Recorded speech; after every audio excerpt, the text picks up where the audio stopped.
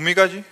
राधे राधे। राधे राधे महाराज जी। महाराज जी, आप कह रहे हैं कि आप भाग्य पे बहुत विश्वास करते हैं, पर मैं जिससे मिलती हूँ मुझे लगता है कि राधा रानी ने उसे भेजा है, पर जब संबंध दृढ़ हो जाता है तो फिर बाद में दुख होता है और वो व्यक्ति दुखी करता है। तो महाराज जी, ऐसे में कैसे समझें कि सामने वाले पहले बताओ भाग्य किसे कहते हैं? जो लिखा होता है मेरे लिए। नहीं, वो क्या लिखा होता है? भाग्य किसे कहते हैं ये बात समझो। जो हमने पूर्व में पाप कर्म किए हैं या पुण्य कर्म किए हैं, उनके परिणाम से दुख या सुख की घटनात्मक जो वृत्तियां लिखी हैं, उसे भाग्य कहते हैं। भाग्य कोई देवता थोड़ी है। हम नया भाग्य रचने के लिए आए हैं। हम मनुष्य हैं, भगवान के अंश हैं। हम नए भाग्य की रचना करेंगे। जो पुराना भाग्य हमें दुख देने वाला है उसको नष्ट करेंगे, उसको रौंद डालेंगे और नए भाग्य की रचना करें। नए भाग्य की रचना कब होगी? जब भगवान का भजन होगा, भगवान का चिंतन होगा, भगवान की लीला कथा सुनोगे और चरित्र पवित्र रखोगे। आज हमारा समाज चरित्रहीन हो रहा है। ये गर्लफ्रेंड, बॉयफ्रेंड, पराये पुरुष से व्यभिचार, ये बहुत हानि। एक वो अंग्रेजी में money is loss, nothing is loss, health is loss, something is loss, character is loss, everything is loss है।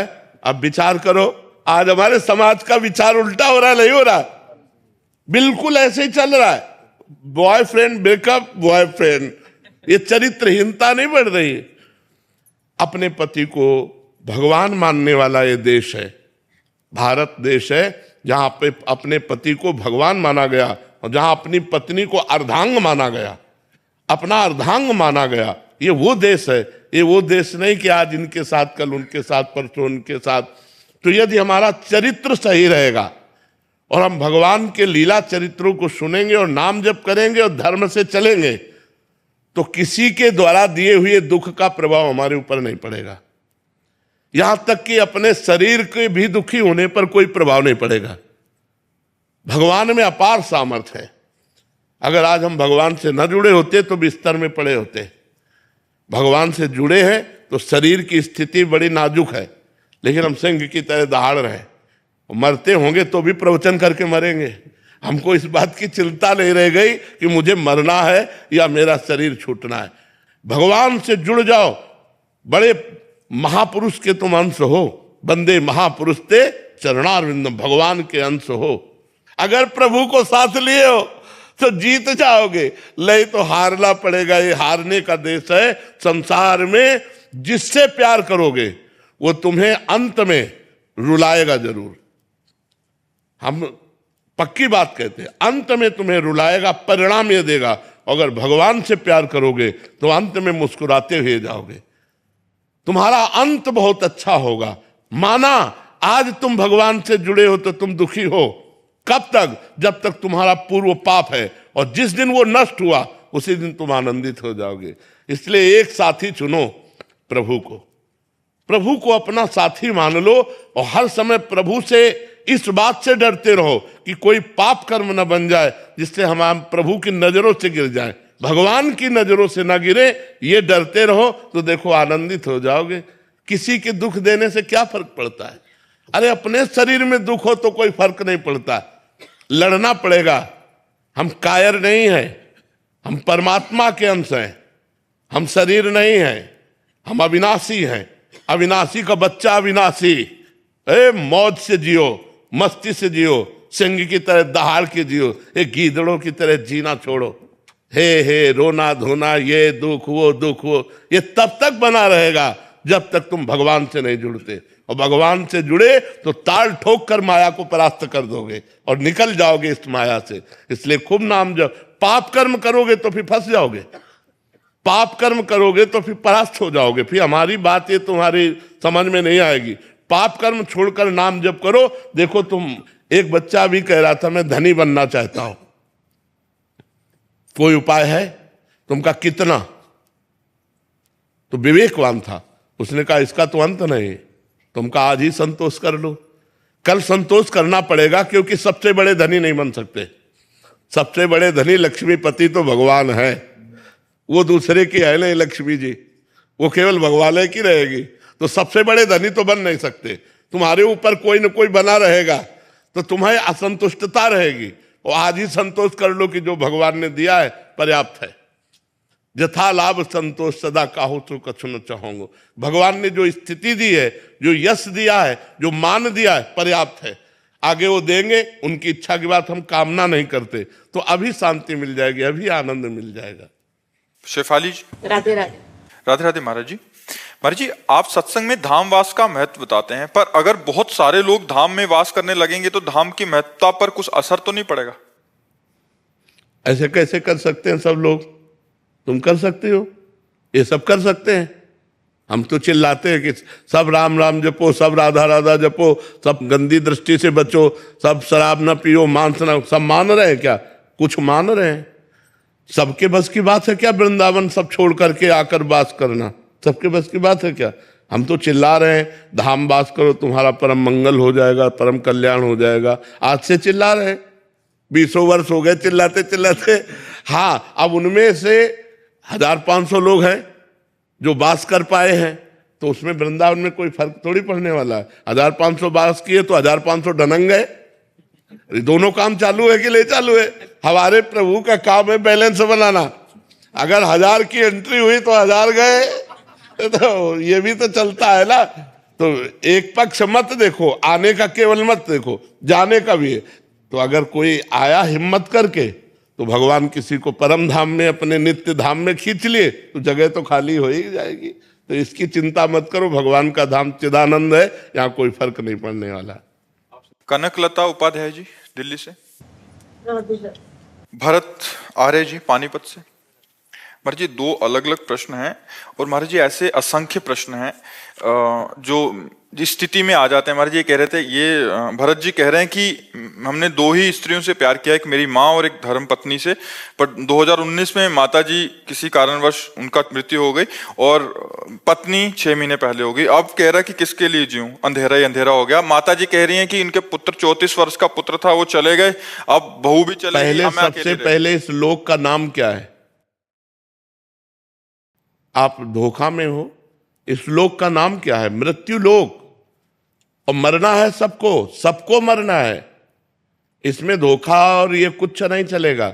सबको मरना है। कोई गर्भ से मर जाता है, कोई गर्भ के बाहर आके मरता है, कोई यौवन में मर जाता है, कोई बुढ़ापे में मर जाता है, लेकिन मृत्यु सबकी एक समय निश्चित है। और यहाँ जो जन्म लिया वो मरेगा। हमको भगवान से प्यार करना है, सब में भगवान है, ऐसी भावना करके प्यार करेंगे। पत्नी में तुम्हारा यदि प्यार था तो पत्नी का शरीर तुम जानते हो, आंतरिक आत्मा को नहीं जानते थे। तो जिसे हम जानते नहीं, उससे उसके जाने से हमें परेशानी क्या। लेकिन जब वो आत्मा अंतर ध्यान हो गई तो तुमने पत्नी के शरीर को फूंक दिया, तुमने माँ के शरीर को फूंक दिया, तुमने बेटे के शरीर को फूंक दिया। क्यों? क्योंकि आदर तुम भगवान का करते हो। उनके हृदय से भगवान गए तो उस प्यारे शरीर को तुमने जला दिया। तो तुम जानबूझ करके उस शरीर से प्यार कर रहे थे। अगर वही जानबूझकर भगवान से प्यार करो तो ये प्रश्न नहीं रहेगा कि अब मैं किसके लिए जीऊं, अब मैं भगवान के लिए जीऊंगा। अभी मैं भगवान के रूप में पत्नी से प्यार कर रहा था, माँ से प्यार कर रहा था, अब मैं केवल भगवान से प्यार करूंगा। अब शरीरों से प्यार करते हो और शरीरों को ही जला देते हो, तो कैसा तुम्हारा प्यार? क्या तुमने आत्मा से प्यार किया था? क्या तुमने परमात्मा से प्यार किया था? अगर परमात्मा से प्यार करते तो आज ये प्रश्न ही ना आता कि हम किससे प्यार करें। ये शरीर प्यार करने लायक है, ये व्यवहार करने लायक है। इनसे व्यवहार करो, इनके अंदर जो परमात्मा है उससे प्यार करो। तो वो अंदर वाला जब निकल जाता है तो बाहर वाले को फूंक देते हो, रोते हो बैठ करके। अंदर वाला तुम्हारे पास है, कभी उसका वियोग नहीं हो सकता। वो सर्वत्र है तो तुम्हारे पास भी है, सब समय में है तो इस समय भी है। तो हमारा स्वामी जो भगवान राम कहो, कृष्ण कहो, हरि कहो, आत्मा कहो, ब्रह्म कहो, परमात्मा कहो, वही सबके अंदर है। उसी का हम पूजन करते हैं, उसी से हम प्यार करते हैं, अनजाने में उसी का आदर करते हैं। क्योंकि जब वो निकल जाता है तो शरीरों को फूंक देते हैं। तो हमें शरीरों से प्यार नहीं करना, हमें आत्मा से प्यार करना है, हमें परमात्मा से प्यार करना। जिससे प्यार करते हो, बोले वो निकल गया तो उसको जाना था क्या तुमने? नहीं, तो फिर प्यार क्या? बिनु जाने न होए प्रतीति, बिन प्रतीत तो होए नहीं प्रीति। जिसको तुमने जाना नहीं उससे प्यार क्या, और जिसको जाना हो पांच भौतिक शरीर तुम्हारे सामने पड़ा है और उसको जलाने ले जा रहे हो, कैसा प्यार तुम्हारा। तो इस अज्ञान को दूर करो, इसका नाम मृत्यु लोक है। यहां सब मरेंगे, आज नहीं तो कल, कल नहीं तो परसों, जाना ही जाना है, हम सबको जाना है। जाने की तैयारी कर लो। जो पहले से तैयार न थे पछता पछता कर चले गए। रहे न रावण सम अभिमानी, हिरणाकश्यप सम वरदानी। खान विभव की खान, जगत में कुछ दिन के मेहमान। भजले श्री भगवान, जगत में कुछ दिन के मेहमान। अगर भगवान को नहीं भजोगे तो यही रोना पड़ेगा कि अब क्या करें। फिर एक रास्ता दिखाई देगा, किसके लिए जीऊं। लिखा है कि अभी तो लगता है मर जाऊं। अरे हम बता रहे ना, एक ही रास्ता। तो क्या 5 स्टार होटल रखा है, मरने के बाद तुम्हारे दुर्गति हो जाएगी, प्रेत बनोगे जा करके। न माँ से मिलना होगा, न पत्नी से मिलना होगा, न पुत्र से मिलना होगा, भूत बनोगे और भटकते घूमोगे। इसलिए नाम जप करो, भगवान का आश्रय लो और जीना सीखो।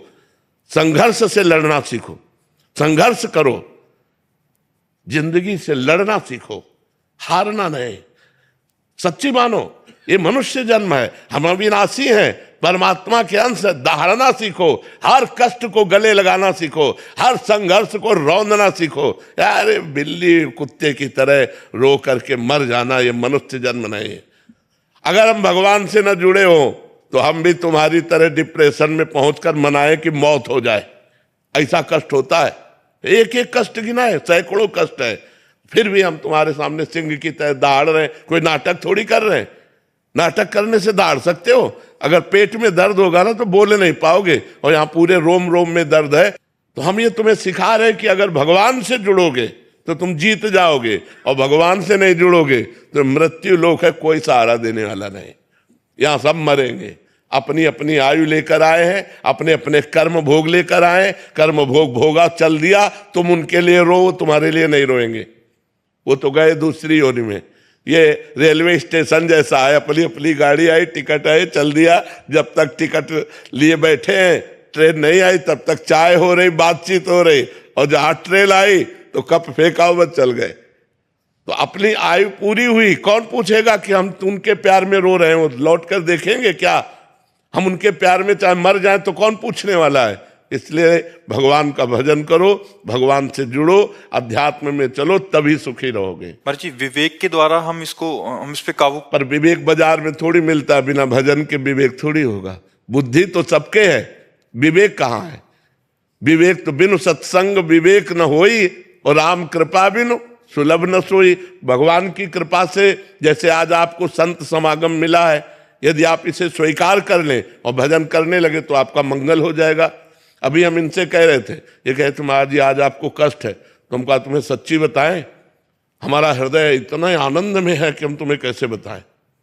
शरीर कष्ट में है लेकिन हृदय इतने आनंद में है। अगर हमारा हृदय आनंदित है और शरीर पीड़ा से तो क्या फर्क पड़ता है।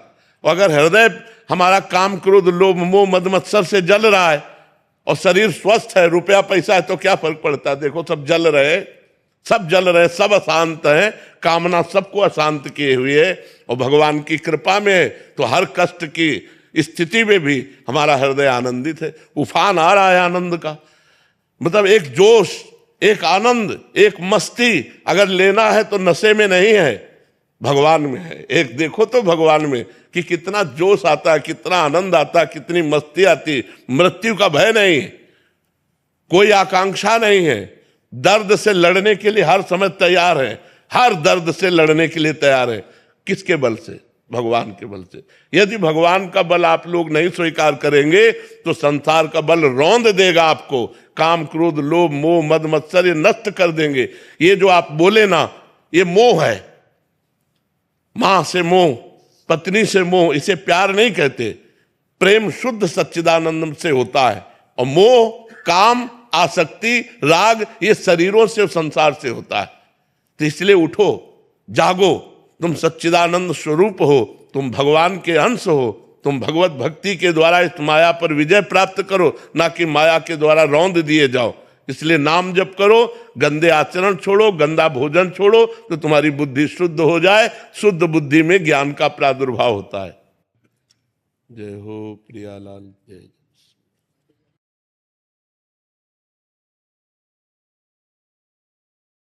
बस भगवान का नाम स्मरण करते रहिए और समाज में भगवान की भावना करके सेवा करिए। ये मनुष्य जीवन अल्प जीवन है, 100 वर्ष 80 वर्ष। ये पद भी विनाशी है और ये शरीर भी विनाशी है। अगर हम भगवान का नाम जप नहीं किए, भगवान से चित्त को नहीं जोड़ा, तो भगवान की कृपा से ये जन्म हमारा मनुष्य शरीर का मिला और ऐसे सुंदर सुंदर भारत सरकार की सेवा करने का अवसर मिला, समाज सेवा का, तो अगला हमारा जो जन्म हो वो भारत में ही हो और हम अपने देशवासियों की सेवा कर सकें।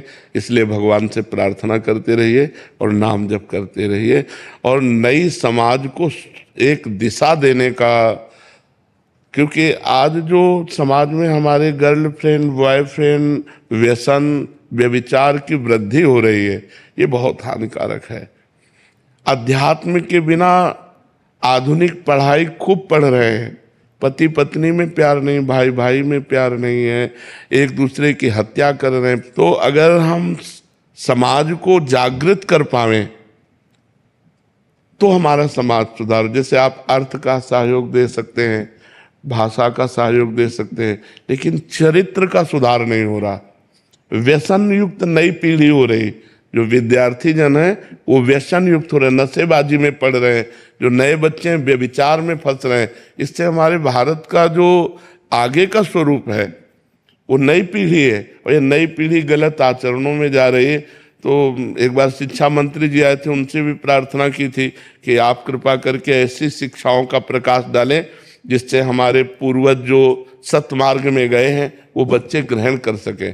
तो जहाँ तक हो सके व्यसन मुक्त कीजिए और व्यभिचार मुक्त कीजिए, क्योंकि व्यभिचार अगर हमारे जीवन में है या हमारे समाज के जीवन में है तो पतित होगा, और व्यसन जीवन में है तो वो पतन करेगा। अगर व्यसन और व्यभिचार दो पर अंकुश हो जाए तो हमारा भारत खुशहाल हो जाए।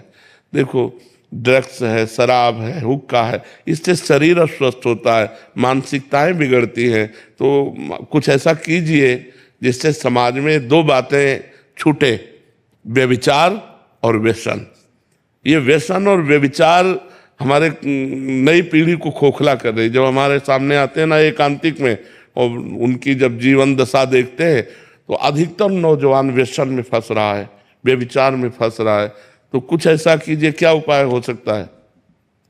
उसका ये समाज को जागरूकता करना यही है। और हाँ, इस जब तक वो अध्यात्म से नहीं जुड़ेंगे, अध्यात्म में जागृत नहीं होंगे, तब तक मन को सुखी करने के यही उपाय हैं। तो ये समाज का स्वरूप थोड़ा बदलना चाहिए।